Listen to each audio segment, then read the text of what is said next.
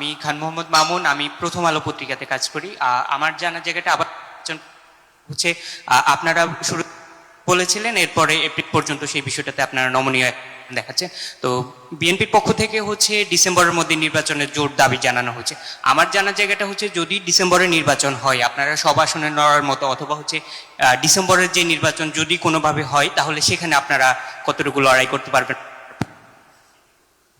ধন্যবাদ। ওনার বক্তব্যটা কিছু ক্লিয়ার হয়েছে আর কিছু সাউন্ডের কারণে ক্লিয়ার হয়নি। আমি বলতেছি আপনার পক্ষে। উনি জানতে চেয়েছেন যে আমরা ফেব্রুয়ারি টু এপ্রিল একটা ফ্লেক্সিবল টাইম আমরা মেনশন করেছি। প্রথমে ফেব্রুয়ারি বলেছিলাম, পরে এপ্রিল পর্যন্ত আমরা এটাকে ফ্লেক্সিবল করেছি। আর অন্যদিকে বিএনপি তারা ডিসেম্বরকে স্ট্রিক্ট করছে। এখন যদি ডিসেম্বরে ইলেকশন হয় তাহলে সেখানে আমাদের ভূমিকা কি হবে?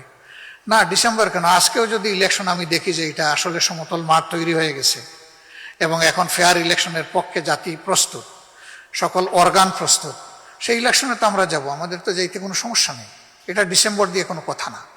কিন্তু এই বিষয়গুলো পরিষ্কার না করে ডিসেম্বরে এপ্রিলে হলেও তো কোনো লাভ হবে না। এই জন্য এই বিষয়গুলো পরিষ্কার হওয়া হচ্ছে বড় জিনিস, বড় চ্যালেঞ্জ।